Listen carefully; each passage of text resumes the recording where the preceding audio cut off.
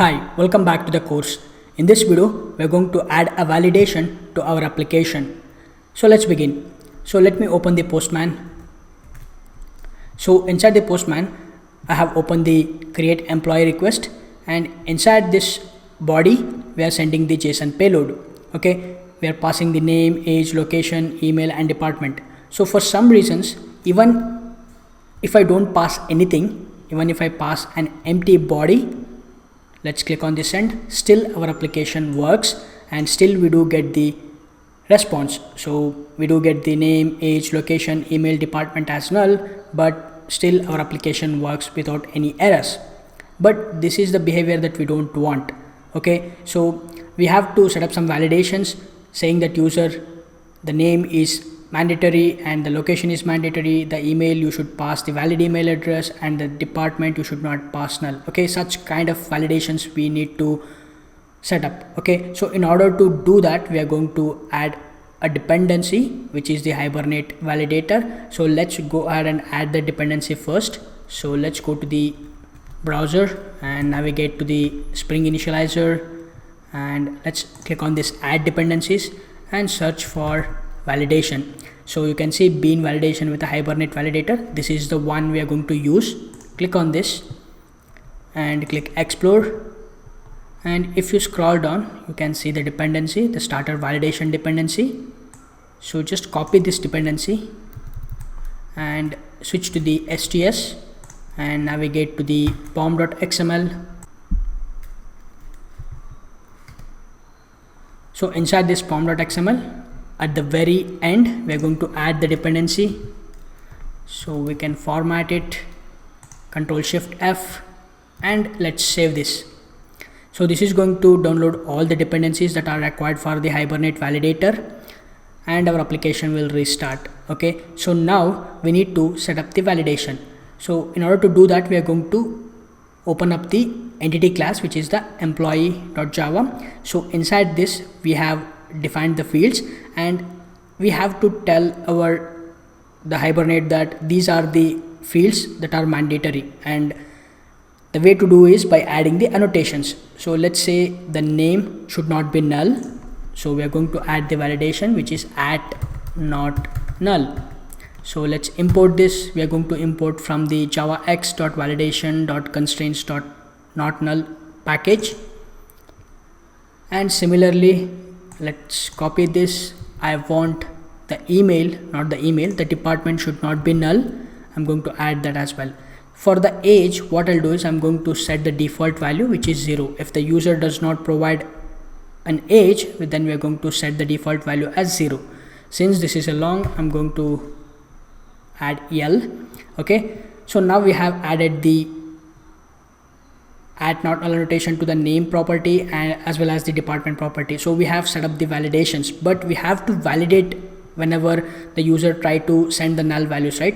So we're going to do that inside our employee controller. So inside our employee controller, when the user make a post request, the JSON data will be binded to the employee object. Okay, so before binding it, we are going to validate that. If the user is sending the null values for the name and department, then we are going to throw an exception. So we are going to add the @valid annotation just before the @request body annotation.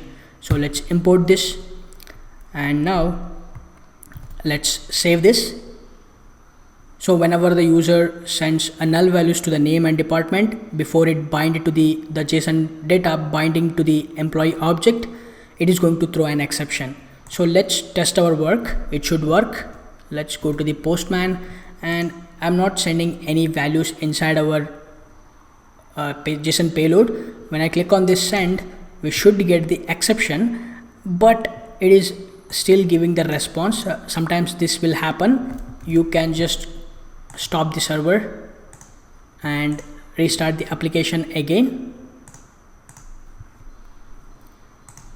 So let's restart.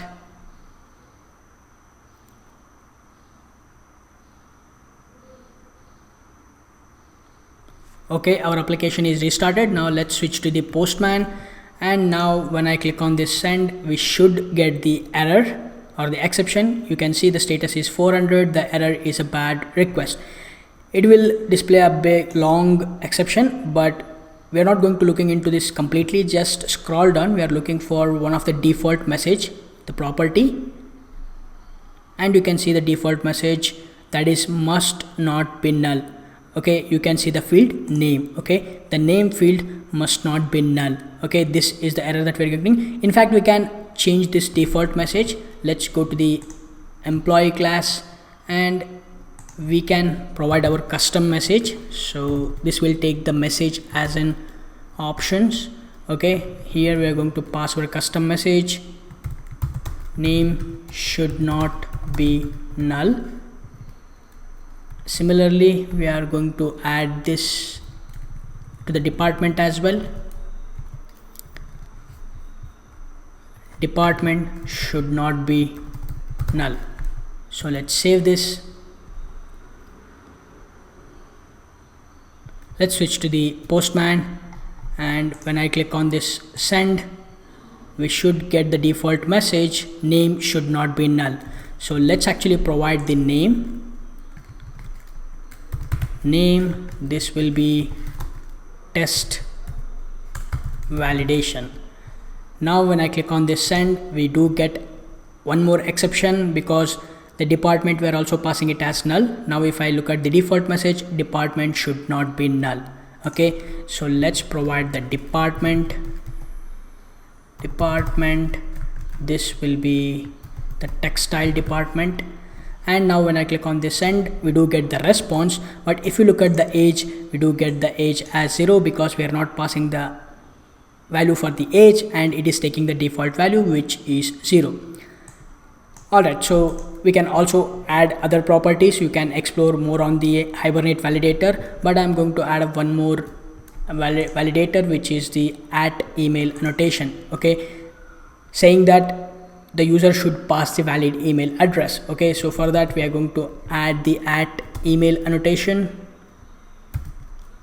You can see javax.validation.constraints package. So let's save this. We can also provide the custom message. As I said before, message, please enter the valid email address. So let's save this. Our application restarts. Let's switch to the postman, and this time what I'll do is I'm going to provide the email address, but let's say this is Bhushan. Okay, this is not an valid email address, right? The valid email address should contain @ and .com. There are some formalities there. Okay, so now let's go ahead and click on this send. It should throw an exception. If I scroll down, look at the default message, please enter the valid email address. Let's add the @gmail.com. this time it should work. Click on this send. We do get the response. You can see bhushan@gmail.com. Alright, this way we can set up the validation. Again, you can explore more about the Hibernate validator. There are plenty of annotations are available to validate the model class or the bean class. Alright, that's all about this video. In the next video, we are going to customize our error messages. Instead of throwing a long exception, we are going to customize it, and we are going to only display the default message inside our response. So that is coming up in the next video. I will see you in the next video.